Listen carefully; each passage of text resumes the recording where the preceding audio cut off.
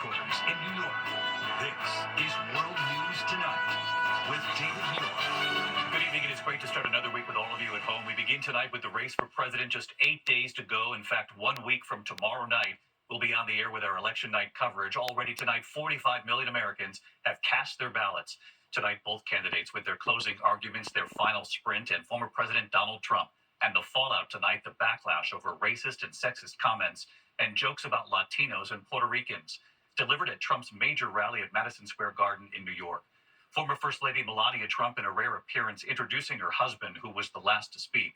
But it was some of the speakers invited by the campaign to speak before the former president who made immediate headlines, including this comedian, and what was said about Latinos and Puerto Ricans, some of it too profane to play on TV. This all played out as Vice President Kamala Harris was visiting a Puerto Rican restaurant in Philadelphia, reaching out to voters.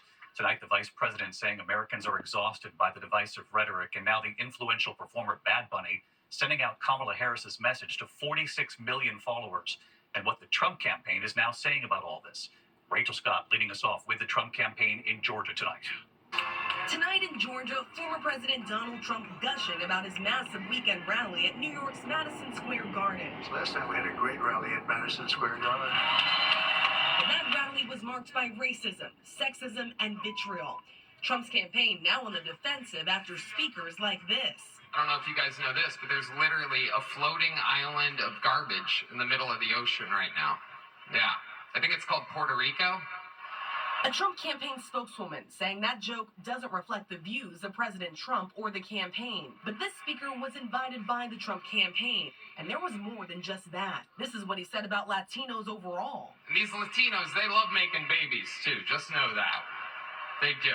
The rest of those words, too profane to play. He also made a crude joke about black people and watermelons. And he wasn't the only person on stage to use racist language. Tucker Carlson mocking Kamala Harris, the first black and South Asian vice president. Well, it's because she's just so impressive. As the first Samoan, Malaysian, low IQ, former California prosecutor ever to be elected president. Today, Vice President Harris firing back, accusing Trump of fueling hate and division, saying Americans are exhausted. What he did last night is not a discovery. It is just more of the same and maybe more vivid than usual. Donald Trump spends full time trying to have Americans point their finger at each other. Fans the fuel of hate and division. And that's why people are exhausted with him. Those words about Puerto Rico sparking particular outrage. While the rally was going on, Harris happened to be greeting voters at a Puerto Rican restaurant in Philadelphia. Her campaign releasing this video. Puerto Ricans deserve better. Highly influential Puerto Rican superstar Bad Bunny then sharing it with his 46 million Instagram followers. There is so much at stake in this election for Puerto Rican voters and for Puerto Rico. He also shared this part of the video. I will never forget what Donald Trump did and what he did not do when Puerto Rico needed a caring and a competent leader. He abandoned the island, tried to block aid after back-to-back devastating hurricanes, and offered nothing more than paper towels and insults. In battleground Pennsylvania, Governor Josh Shapiro speaking directly to the state's 500,000 Puerto Rican residents. If Donald Trump really wanted to disassociate himself with that, the first thing he would have said when he came onto the stage at Madison Square Garden was, hey, listen, I heard that person's attempted humor. It was not funny. I stand with the Puerto Rican community. He didn't do that. Sources tell ABC News that Donald Trump's campaign debated internally over whether to even send out a statement condemning those words, calling Puerto Rico a floating island of garbage. And again, David, this is a comedian that was invited by the campaign to speak, and he was not the only one who made racist, sexist, and crude remarks at that rally last night. The question now is whether it was even worth it. With just days to go until this election, Donald Trump has a rally here in Georgia tonight, and then tomorrow he heads to all-important Pennsylvania, David. Rachel Scott live in Georgia tonight with the Trump campaign. Rachel, thank you. Vice President Kamala Harris at Michigan tonight, focusing on the economy. She was at a semiconductor manufacturing facility in Saginaw, promising to create high-skilled jobs, high-paying jobs for everyone, not just those with college degrees. And tonight, hear the video, the moment Kamala Harris with Michigan's Governor Gretchen Whitmer, they were at a bar, and what the microphones picked up. Mary Bruce with the Harris campaign in Michigan tonight. Tonight, Vice President Kamala Harris focusing on all-important Michigan, lasering in on the economy and boosting American manufacturing. We're not going to have China beat us in the competition for the 21st century. Harris visiting a semiconductor facility in Saginaw, promising as president to focus on creating highly skilled jobs for people without college degrees. I believe that as we think of industries of the future and the future of America's workforce, we need to get in front of this idea that the only high-skilled jobs require a college degree. It's just not true. As she travels through the key state, Harris saying she hears what voters are telling her about their kitchen table concerns. They want to make sure that we're going to lower prices. They know that the price of groceries, for example, is too high. I know it too. Over the weekend, Michelle Obama joining Harris on the trail for the first time. In searing remarks, the former First Lady said Harris is being held to a higher standard than Donald Trump. So I hope you'll forgive me if I'm a little frustrated that some of us are choosing to ignore Donald Trump's gross incompetence while asking Kamala to dazzle us at every turn.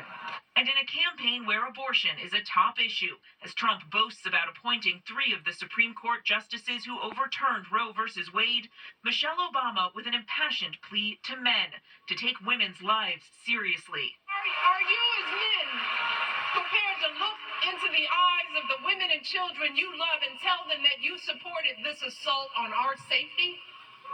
And to the women listening, we have every right to demand that the men in our lives do better by us. We have to use our voices to make these choices clear to the men that we love.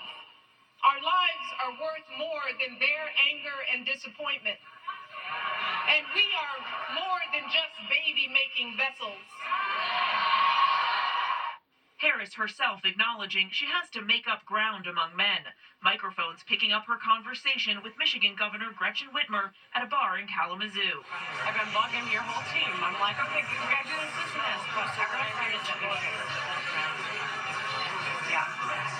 Oh, we have microphones in here. I was listening to everything. Oh, I didn't realize that. Okay. So, well, You'll now bleed you tell my us. F words. We just told all the family secrets. Her campaign is keenly aware of the gender gap. Harris is leading with women, but Trump leads among men, and Harris is now trying to narrow that gap. Now, tomorrow, Harris will be back in Washington, outlining her closing argument in a major address at the exact same site where Donald Trump spoke to his supporters before they attacked the Capitol on January 6th. Harris hoping to hammer home what's at stake in this race. David. Mary Bruce with the Harris campaign in Michigan. Mary, thank you. Next tonight, the FBI joining the investigation now after 3 ballot drop boxes were set on fire in the Pacific Northwest, destroying hundreds of ballots. Images of burning paper being pulled out of a drop box. This is Vancouver, Washington, just before dawn this morning. And what officials are now saying voters should do. Here's our Chief Justice correspondent, Pierre Thomas, now.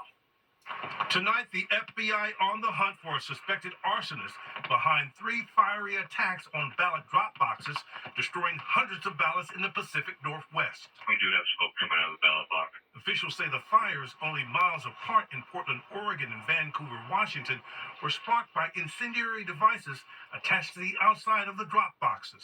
Any form of voter intimidation, disruption, blocking of access, or vandalism at these sites will not be tolerated. Authorities concerned that someone could get hurt, releasing a photo of the suspect's Volvo. This box set ablaze just before dawn in Vancouver, Washington. Officers prying open the box, then pulling out ballots still burning. An hour earlier in Portland, a second fire. It looks like there's some kind of device attached to the ballot box. Luckily, only 3 ballots damaged because of fire suppressant inside the box. It comes as Homeland Security officials today issued a new bulletin warning that domestic violent extremists are posting online threats of violence toward election officials or infrastructure to prevent perceived fraud or to retaliate against it.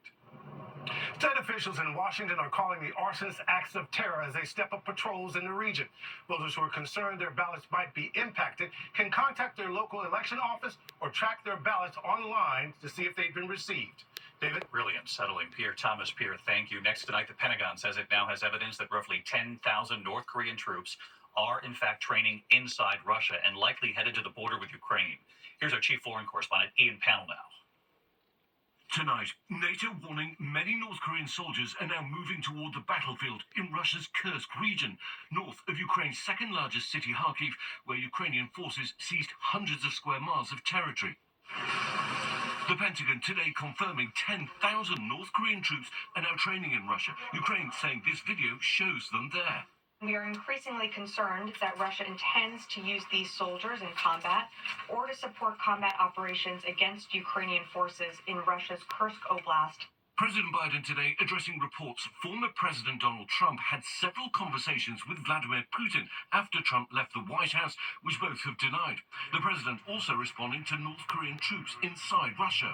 It's very dangerous, and the idea that Collins' opponent is talking to Putin and discussing what should be done. Anyway. David, the US says if the North Koreans do enter the war, they'll be considered fair game in combat. This could mark a dangerous escalation in this conflict. David? Ian, panel with us tonight. Ian, thank you. Back here in the U.S. and the disturbing images from Minneapolis tonight, authorities say a man who was cutting down a tree was shot in the neck by his own neighbor. Authorities say the victim had called police 19 times about his neighbor's threats. Here's Alex Perez. Tonight, a suspect now in custody after this disturbing video. Police say it shows Minneapolis homeowner David Maturi trimming a tree outside his house when suddenly he's shot from above and collapses.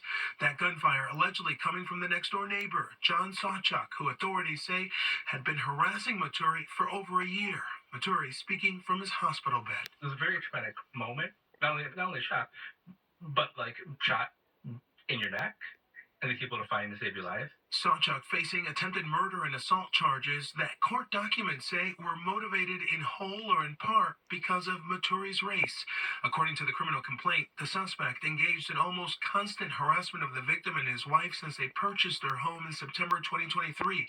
The couple calling police 19 times. It ruined so many nights, so many days and evenings. That tree near the property line. In the past, the suspect allegedly telling the victim, "Touch my tree again and I'll kill you." Minneapolis police facing criticism for not arresting Sawchuk sooner, and this controversial comment. The situation escalated in part by actions that were precipitated by the victim. But the chief later saying they failed the victim after dozens of unsuccessful attempts to arrest Sawchuk. We failed this victim. He should not have been shot. And David, authorities say the suspect suffers from mental illness and owns several firearms. He's due in court tomorrow. David? Alex Perez on this tonight. Alex, thank you. We're going to turn now to the record-breaking heat across the country. Halloween, in fact, could be one of the warmest ever recorded in parts of the Northeast. It could be nearly 80 degrees here in New York City on Halloween. Let's get right to our chief meteorologist, Ginger Z, back with us tonight. Hey, Ginger. Hey, David, the latest 90-plus degree days happened for El Paso, Texas, Wichita, Kansas today, and tomorrow we'll have many more of those daily records on the map. You're seeing them circled there. Minneapolis they tied today, but could break tomorrow close to 80. 78 Detroit, Memphis, 84, Little Rock, 86. Now 10 to 25 degrees above average, going to slide east, and as you mentioned, Halloween will be second highest on record. Philadelphia, Boston, New York City. But look what happens with that cold front. Minneapolis goes from 80 tomorrow to 48 on Thursday. So it will slide through. Some severe storms with that too. But speaking of storms, we are watching with 5 weeks to go yet in hurricane season, that 40% chance in the Caribbean for becoming our next named storm, David. All right, let's hope not. Ginger Z with us tonight here. Ginger, thanks. We'll see you first thing in the morning. When we come back tonight, an actor known for his roles in Anchorman. AbbVie could help you save. To the index late today, the USDA confirming beef patties and quarter pounders are not the likely source of the McDonald's E. coli outbreak. At least 75 people sickened in 13 states. One person died.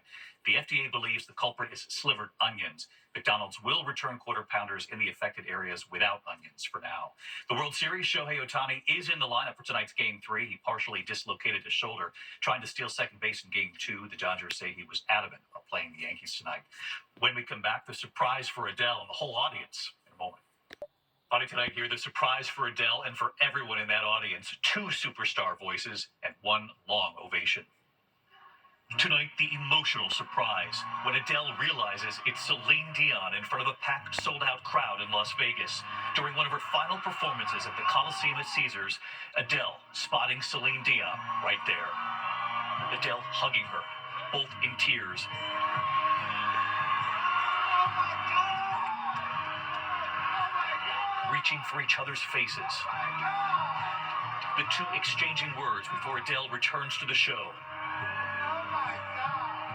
After Celine wiping away tears, and then this from Adele.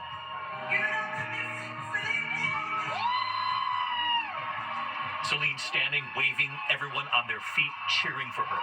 And then Adele offering these words to her friend. One of my favorite people of all time.